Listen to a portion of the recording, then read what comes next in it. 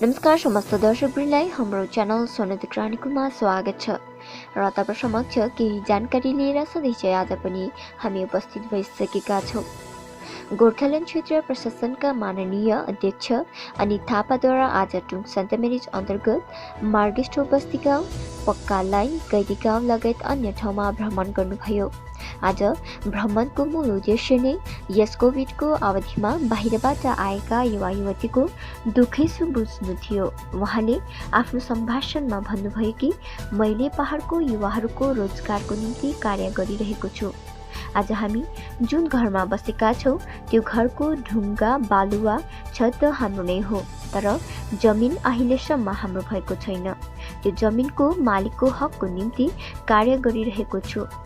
शिक्षित जमातहरूले कामको लागि पार्टीको झण्डा नै समाउनु पर्ने साथै नेताको चाप्लुसी गर्ने संस्कारलाई पनि हटाउने कुरा राखे। आज अनित थापाको नयाँ सोच अनि नयाँ विचारको चौतर्फी विकासले पहाड फेरि पहाडकी रानी बन्दै आइरहेको छ। उहाँले यति छोटो अवधिमा पनि आफ्नो कार्यलाई निष्ठापूर्वक गरिरहेका छन्।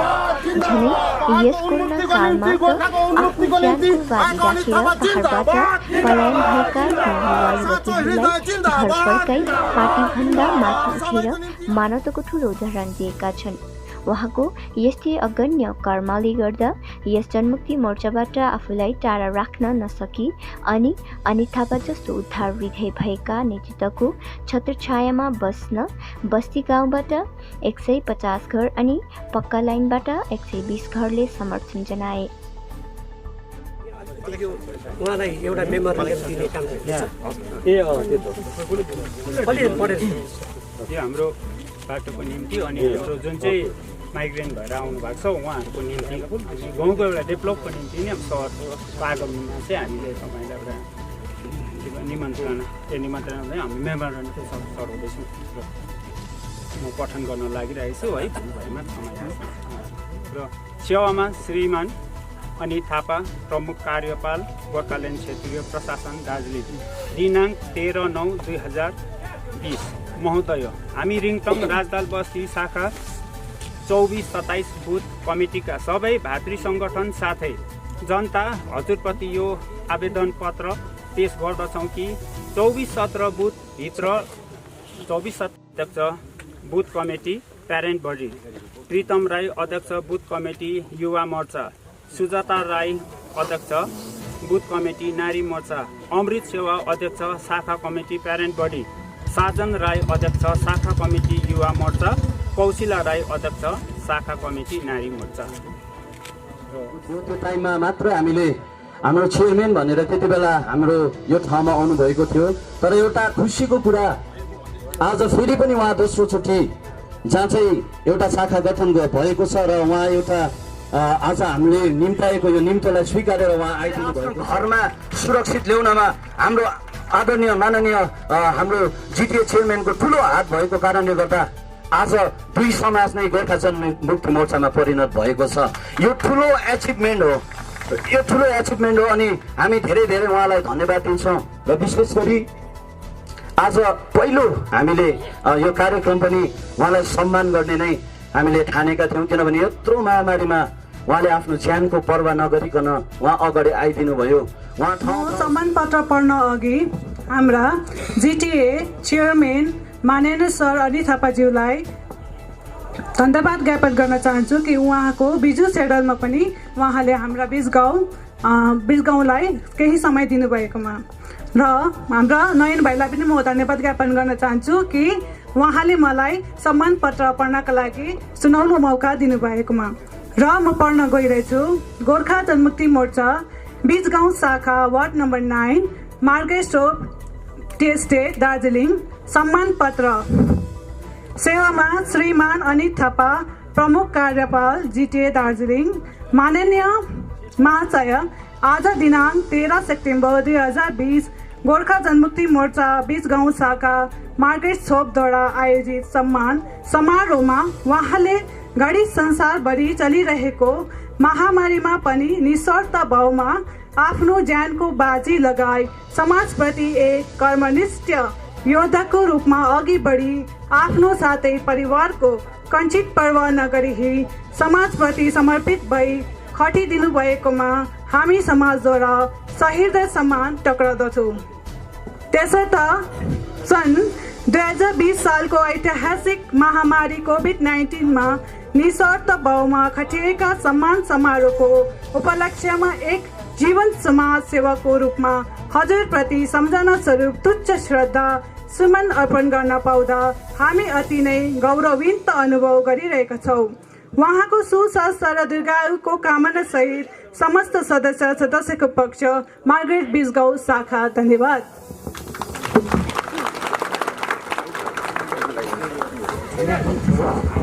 र यस समय हामी दिदीलाई धन्यवाद दिन्छौँ र फेरि पनि कार्यक्रमलाई अगाडि बढाउँदै यस समय यो सम्मान पत्र हाम्रा यस बिजगाउँ वार्ड नम्बर 9 का शाखा सचिव हाम्रो सुभाष तामाङज्यू जहाँ पनि हुनुहुन्छ उहाँको बाहुलीबाट हामी हाम्रो आदरणीय जिटिओ चेयरम्यान हाम्रो अनित थापाज्यूलाई हामी यो प्रदान गर्नेछौँ र जहाँ पनि हुनुहुन्छ मञ्चमा आएर हामी यो सम्मान पत्रलाई उहाँको अगाडि दिनेछौँ र जोरदार ताली हामी बजाएर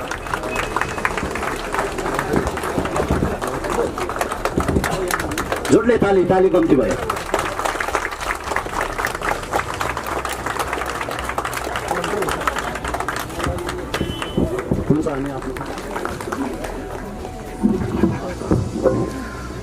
आज यस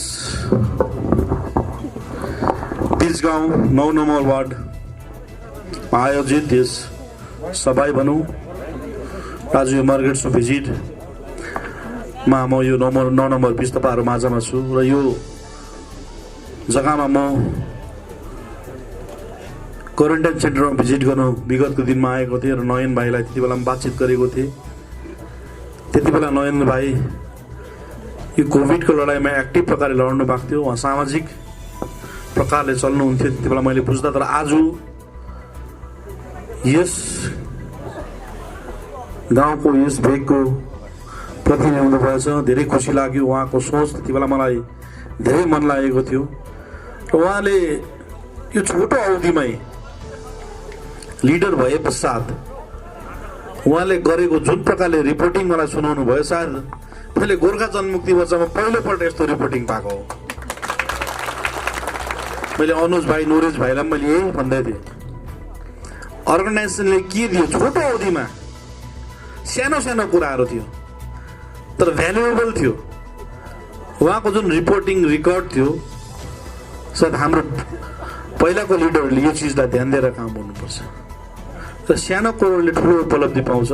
हामी ठुलो खोज्छौँ अनि सानो छुट्टै पठाउँछौँ। जसरी गोर्खाल्यान्ड सबै लाग्यो हामी गोर्खाल्यान्डपट्टि, हाम्रो घरको छमिकै छैन, हाम्रो घरको जमिनको पट्टै छैन। हेर्नुहोस्, यसरी नै काम गर्दाखेरि सानो सानो कुरामा माइन्युटली काम गऱ्यो भने हामी गाउँ घर विकास हुँदै जान्छ। र म लामो यस्तो बोल्दिनँ, किन बोलेर सबै कुरो हुँदैन। 86 देखिको तपाईँहरूले बोलेको सुन्दै आउनु भएको, बोल्ने पनि हाम्रै थियो, सुन्ने पनि हामी नै थियौँ र बोल्दै सुन्दै अहिले यस्तो स्थितिमा आयो। सुन्नु त सुन्छ तर लिडरलाई पत्याउँदैन, त्यस्तो दिन आइसक्यो। 86 देखिको आजसम्ममा पहाडमा बेरोजगारको रुख रोपिएको छ र हामी यहाँ सबै बस्तीहरू सब बेरोजगारै छौँ जस्तो मलाई लाग्छ। धेरै कम्तीमा रोजगार होला, त्यो पनि छ कि छैन। त्यस्तो अवस्थामा हामी पहाड पिसिँदैछु। हेर्नुहोस्, 86 देखिको आन्दोलन भयो, 86 को आन्दोलनमा उपलब्धि भनेको इम्प्लोइमेन्ट एक्सचेन्ज थियो, त्यो बन्द भयो। रिजनल एससी लागू थियो, त्यो बन्द भयो, जहाँ हाम्रो नानीहरूले नोकरी पाउँथ्यो। अनि गोर्खाल्यान्ड मैले बुझेको कुरो हेर्नुहोस्, गोर्खाल्यान्डमा म पनि धेरै लडेँ, 6 महिना जेल बसेँ, सिलगढी खरसाङ दार्जिलिङ 3टा जेल बसेँ। गोर्खाल्यान्ड लडेर पनि होइन, जेल बेचेर पनि होइन, आगो लगाएर पनि होइन, स्ट्राइक गरेर पनि होइन। गोर्खाल्यान्ड गोर्खाहरूको विद्वान मानिसहरूले, गोर्खाको विद्वान मानिसहरूले एउटा फोरम बनाएर दिल्लीमा गएर सरकारलाई बुझाउने एउटा प्रक्रिया रहेछ भनेर मैले बुझेँ। अनि गोर्खाल्यान्ड कुनै पनि पोलिटिकल पार्टीले माग्दाखेरि पाउने चिज होइन, त्यो पनि मैले बुझेँ। जिएनएलएफ फर्म भयो, सुभाष घिमिरेको नेतृत्वमा आन्दोलन भयो 86 को, डिजिएसीमा कन्भर्ट भयो। गोर्खा जनमुक्ति मोर्चा फर्म भयो 2007 मा विमल गुरुङज्यूको नेतृत्वमा, हामी पनि थियौँ। सबै लड्यो। गोर्खा जनमुक्ति मोर्चा 3 टाइम आन्दोलन गर्यो, एकपल्ट पनि होइन। जिटिएमा कन्भर्ट भयो अनि कुर्सीमा बसेर सबै राज गरे अनि हामीले त्यही उहाँहरूले थापेको जिटिए चलाएको मात्रै हो। र पोलिटिकल पार्टीले मागेको गोर्खाल्यान्ड चाहिँ कुर्सीमा साट्छ भनेर बुझिसक्यौँ हामीले। हेर्नुहोस्, र हामी एउटा व्यवस्था चलाउँदछौँ अनि हामी एउटा कुरो के हो भने हामी थापेको व्यवस्था, विगतको नेताले जति व्यवस्था थापे त्यो बङ्गालभित्रको व्यवस्था हो। अनि बङ्गाल सरकारसँग थापेपछि मिलेर काम गर्नुपर्छ, किन मलाई मेरो दाजुभाइ दिदीबहिनीहरूलाई बेरोजगार छ, बेरोजगारहरूलाई रोजगार बनाउनु छ। विगतको लिडरहरूले पनि सरकारसँगै मिलेर काम गर्थे, तर हामीलाई झुक्काउने काम गर्थे। हेर्नुहोस्, उहाँहरू सरकारसँग मिलेर सरकारको पाइलट र रातो बत्तीमा बोलेको हिँडेको तपाईँहरू देख्नु भएको थियो। सबै सरकारसँग मिलेर यहाँ चाहिँ हामीलाई बङ्गाल हाम्रो च्यानो, च्यानमा हामी बस्दैनौँ भन्ने स्लोगन सिकाएको थियो। हेर्नुहोस्, अनि जिटिए पनि डिजिएसी बङ्गालभित्रै बस्छ अनि हामी बङ्गालभित्रै बस्छौँ। हेर्नुहोस्, सो हामीले हाम्रो जग्गा हामी नै उफ्रिँदै बङ्गाल हाम्रो च्यानो भन्ने हामी नै हो अनि हामी राम्रो जग्गा कहाँ हुन्छ भन्नुहोस्। सो हामीलाई यस्तो स्लोगनहरू सिकाएर आज हामी यहाँसम्म हाम्रो यो अवस्थामा पुगेको छौँ। र मैले यो कोभिडको लडाइँमा एउटा कुरो बुझेँ, कोभिडको लडाइँ म पपुलर हुनु होइन, मैले भोट माग्नु पनि लडेको होइन। म निस्वार्थ निक्लेको यो लडाइँमा एउटा जग्गामा थिएँ, औदामा थिएँ, मैले काम गर्नुपर्छ भनेर निक्लेको। तर यो कोभिडमा काम गर्दा मैले बुझेको हाम्रो दाजुभाइ दिदीबहिनीहरू आफ्नो जग्गा छोडेर धेरै मात्रामा बाहिर गइसकेको रहेछन्। प्रत्येक गाउँमा 200-300 नानीहरू फर्क्यो र ट्रेन रेडी भइसक्यो गाउँ छोडेर जाने। किनभने हाम्रो दार्जिलिङमा चिया कमान बेसी छ, चिया कमानमा हाम्रो आमा बाबा काम गर्नुहुन्छ, दिनरात रुजेर भिजेर पत्ती टिप्नुहुन्छ र नानीलाई राम्रो एडुकेसन दिनुहुन्छ। अनि मेरो नानीले चाहिँ पत्ती टिप्नु नपरोस् भनेर, मेरो नानी चाहिँ कमानमा काम गर्नु नपरोस् भनेर उहाँले शिक्षा दिन्छ। र हाम्रो नानीहरू साँच्चै नै राम्रो पढ्छन्। मैले हेर्छु जहाँ पनि जान्छु, मास्टर गरेको छ, ग्रेजुएट गरेको छ, बिएड गरेको छ। र सबै लिडरहरूको घरमा नोकरी माग्नु जान्छ। लिडरहरूको घरमा गएर नोकरी पाउँदैन, नोकरी पाउनु एउटा सिस्टम हुन्छ, व्यवस्था हुन्छ, जुन सिस्टम चाहिँ उडिसकेको छ। र नोकरी नपाउँदाखेरि हाम्रो नानीहरू बाध्यतावश त्यत्रो पढिसकेपछि आफ्नो आमा बाउले पनि दुःख गरेर पढाएको पत्ती नटिपोस् भनेको हुन्छ। हामी स्वाभिमानी हुन्छौँ, हामी बाहिर जानु कर लाग्छ। कसैले ब्युटी पार्लरमा काम गर्छ, कसैले होटलमा काम गर्छ, कसैले सेल्स गरेर काम गर्छ, कसैले राम्रै नोकरी पनि पाउँछ बाहिर गएर। जाँदा जाँदा यो ट्रेन सुरु भइसक्यो र बिस्तारै बिस्तारै मैले सोचेँ ल्याएको, बिस्तारै बिस्तारै यो गएर एक दिन सबैजना दिन आउँछ अनि हाम्रो पहाडमा बुढाबुढी मात्रै बस्नुपर्छ। किन हाम्रो नानीहरू बाध्यतामा जानै पर्छ नि त। अन्तमा गएर हामीले यो रोजगारको समस्या समाधान गर्नु सकेनौँ भने भोलिपछि त्यो बुढाबुढी मर्दाखेरि लास उठाउने जवान पनि हामी पाउँदैनौँ। त्यो दिन आउँछ, सुरु भएको छ। हेर्नुहोस्, र हामीले अझै पनि सचेत भएनौँ भने हामीलाई त्यो दिन आउँछ। यसरी हाम्रो पहाड एकदमै राम्रो जग्गा छ, तर स्टेबिलिटी छैन। यहाँ 2 वर्ष 3 वर्षमा आन्दोलन हुन्छ।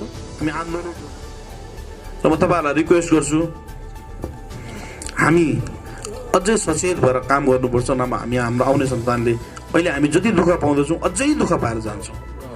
त्यही कारण मलाई विकास त ट्रेन्ड हुँदै जान्छ। मलाई जहाँ पनि जान्छु, कसैले कम्युनिटी हल माग्छ, कसैले पानी माग्छ, कसैले बाटो माग्छ। यो सरकारको प्रक्रिया हो, ट्रेन्ड हो, यो हुन्छै हुन्छ। मलाई मागेन भने तर मलाई चाहिँ हेर्नुहोस्, मलाई दुईटै मात्रै मुद्दा छ मेरो। मैले सोचेको मनमा मैले लिडरसिप गर्दा यो दुईटा चाहिँ मैले पार लाउन सक्यो भने म लिडरसिप गरेको एउटा मिनिङफुल हुन्छ भन्ने म सोचेको छु। एउटा हो, हेर्नुहोस्, पट्टा हो, हाम्रो बाजे बराजुदेखि बसेको जमिन हो।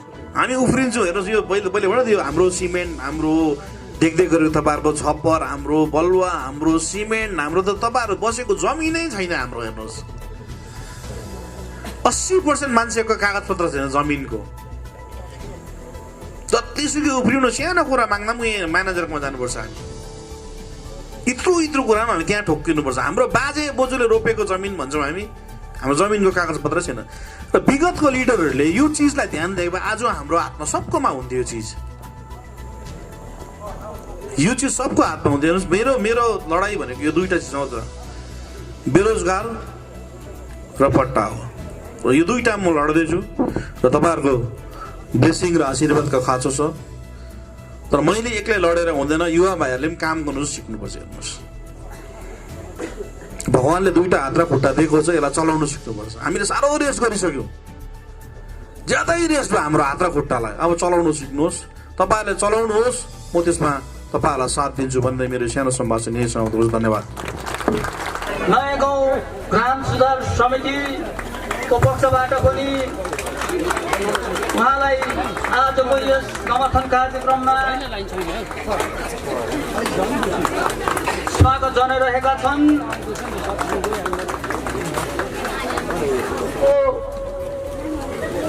अलिकति भित्र कुरा भन्नै पर्छ।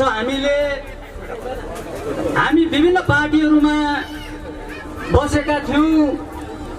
यहाँनिर बगलाइन गाउँमा सायद हामी 30% मात्र हाम्रो नयाँ सोच नयाँ विचारमा लागि परेका थियौँ भने 70% हाम्रा सदस्यहरू अन्य पार्टीहरू टिएमसी, सिपिआरएम, गोरा मुमो विभिन्न पार्टीहरूमा, विमलपन्थी विभिन्न पार्टीहरूमा थिए भने आज सम्पूर्ण रूपले नयाँ सोच अनि नयाँ विचारलाई आत्मसात गर्दै सद्य श्रीमान अनित थापाज्यूको हात बलियो बनाउनको निम्ति आज बगलाइन अनि नयाँ गाउँका टोटल 4वटा समाजका सदस्यहरूले झण्डा ग्रहण गरिरहेको यहाँबाट जानकारी गराउन चाहन्छु।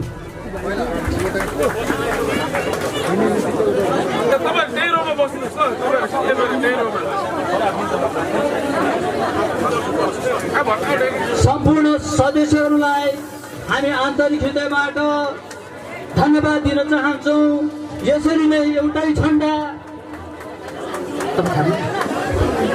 सम्पूर्ण हाम्रा सदस्यवर्गहरूलाई यसरी नै आउँदो जुन प्रकारको हामीमाथिको चुनौतीहरू सँगसँगै लड्नको निम्ति सबै एकत्रित भएर अगाडि बढ्ने यहाँबाट आह्वान गर्न चाहन्छु।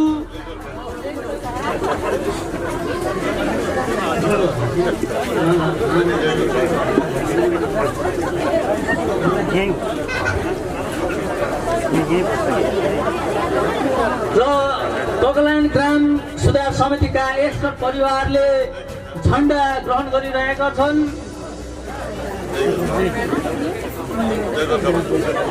नाम पनि म भन्नु चाहन्थे, तर समयको अलिकति कम्ती हुँदाखेरि यसलाई हामीले सलिड समाजको सदस्यहरूलाई ग्रहण गराइकन आज झण्डा ग्रहण गरिदिएको छ। र यसले हाम्रो गाउँ हाम्रो वार्डमा अवश्य विकासको मूल फुट्छ भन्ने हामीले धेरै आशा अनि भरोसा गरेका छौँ।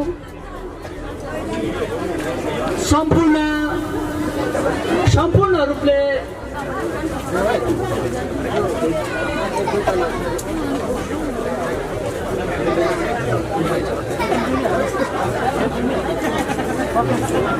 र जति पनि हाम्रा समाजका सदस्यहरूले परिवारका सदस्यहरूले झण्डा थापेका छन्, उहाँहरू एउटा लाइनमा बसिदिने, आफ्नो चेयरमा बसिदिने, किनकि यो कार्यक्रम उहाँहरूकै निम्ति हो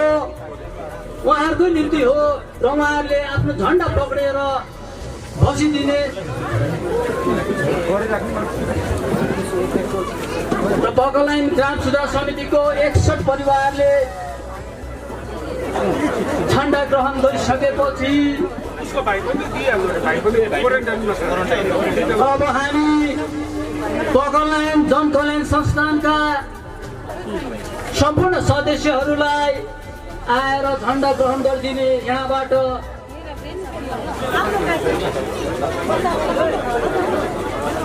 र झण्डा ग्रहणको अनि समर्थनको कार्यक्रम निरन्तर अगाडि बढिरहेको छ। विकास सँगसँगै गरेर हामीले यहाँको भाइ बहिनीहरूलाई उहाँको बाटोमा र युथ भाइहरू जसले पनि अहिले झण्डाहरू ग्रहण गरेका छन्, हाम्रा समाजका पदाधिकारी सिधै भनौँ हाम्रो साधारण जनताले उहाँहरू सबैले आफ्नो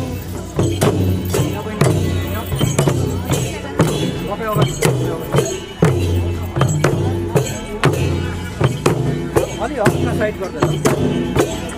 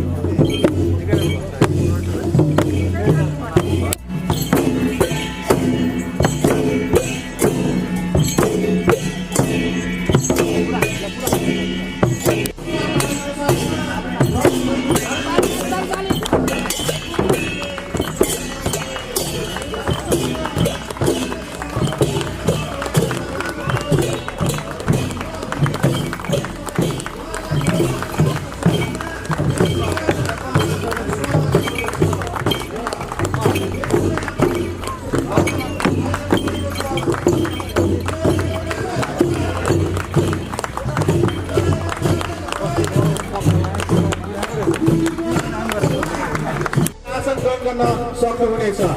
यो टेबुलिन दाहिने देख्ने साइडमा बनाएको छ र तपाईँले त्यहाँ गएर बस्न सक्नुहुनेछ।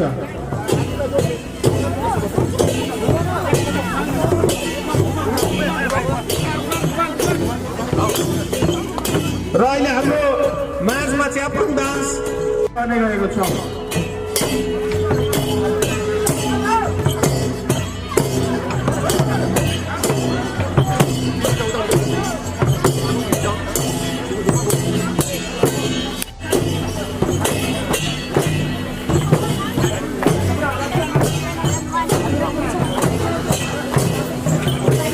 र महकुमा समिति ताली बजाइ दिनु होला है।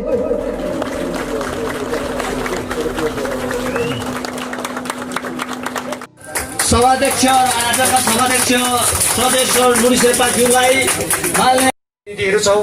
तपाईँहरूसँग बसेर तपाईँहरूको पनि विभिन्न विचारहरू होला, विभिन्न आइडियाहरू होला, त्यो हामी आदान प्रदान गर्ने नै छौँ। र यहाँ जुन प्रकारको तपाईँहरूले राख्नु भएको समस्याहरू थियो, डेभलपमेन्टको कुराहरू थियो, हेर्नुहोस् अघि नै जिटिए चेयरम्यान अनित थापाज्यूले भनिहाल्नु भयो कि यो डेभलपमेन्ट भन्ने कुरो आफै हुँदै आउने कुराहरू। जस्तै आजको दिनमा यो नयाँ सोच नयाँ विचारमा यो बाटोहरू अहिले बनिँदै आउँदैछ, यो पनि हाम्रा जिटिए अनित थापाज्यूको नै ठुलो यो योगदान छ यसमा। उहाँले एकै वचनमा यो बाटोलाई एउटा सेङ्सन गरिदिएर यो बाटो अहिले बनिएर जाँदैछ। उसरी नै हाम्रा यहाँनिर हाई स्कुलमा, हायर सेकेन्ड्री स्कुलमा पनि बिल्डिङको एउटा नयाँ भनौँ त्यो एउटा रूप फेरेको छ। त्यसले रङ पचेरादेखिको लिएर त्यो मेन्टेनेन्सदेखिको लिएर सबै कुरो भइरहेको छ। उसरी नै त्यहाँनिर बिल्डिङहरू पनि नयाँ बिल्डिङहरू पनि बनिँदैछ। यो त एउटा प्रक्रिया अघि भनिहाल्नु भयो, यो सबै छँदैछ।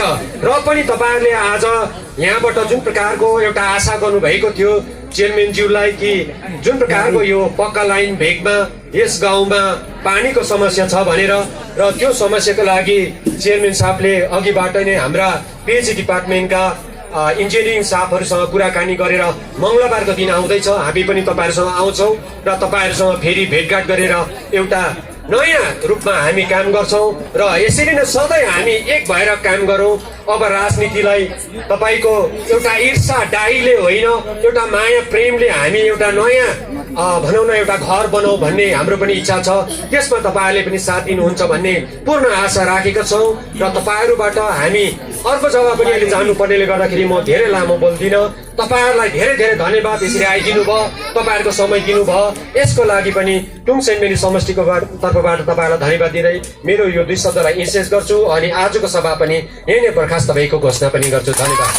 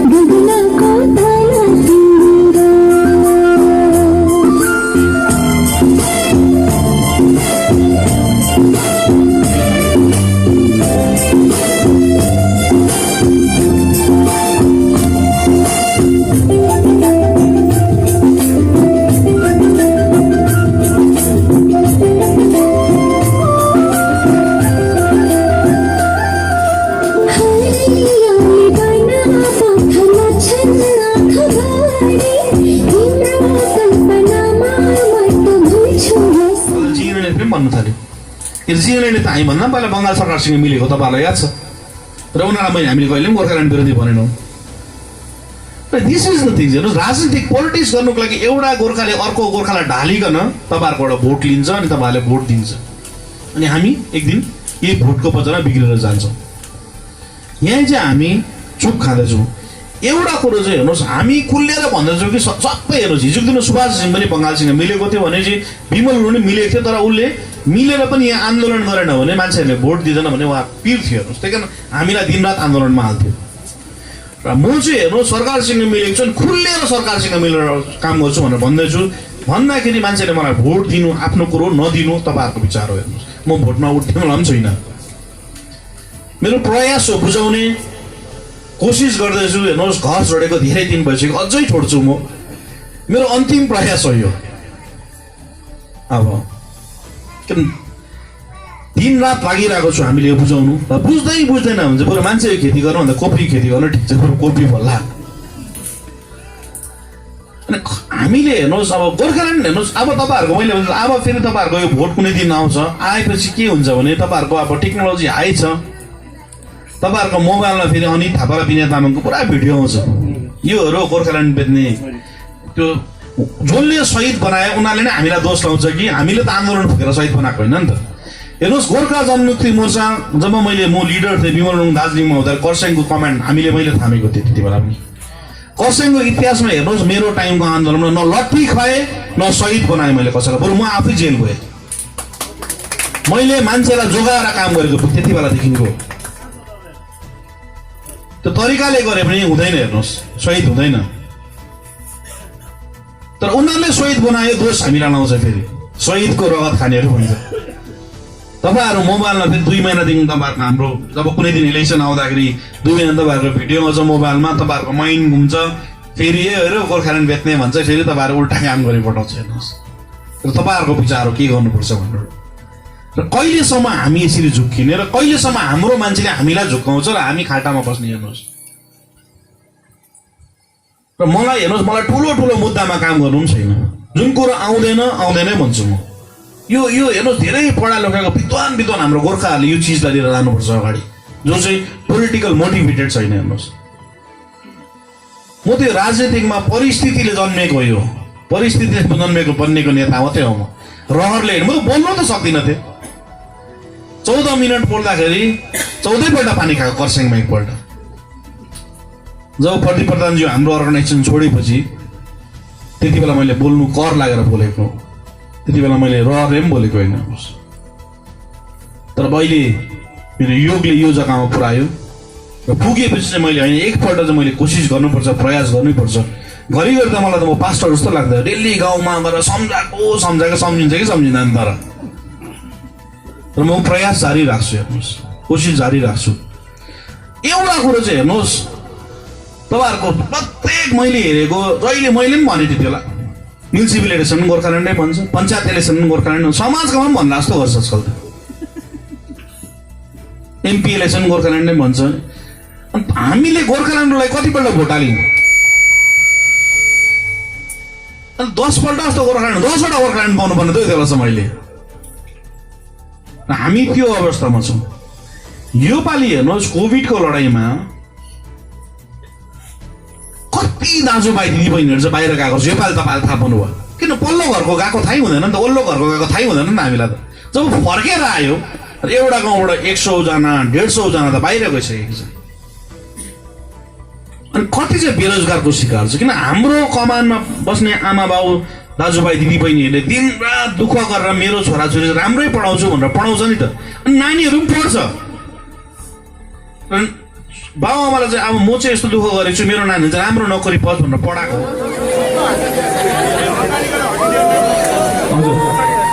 हाम्रो स्कुल उहाँले चाहिँ ताली बनाइदियो र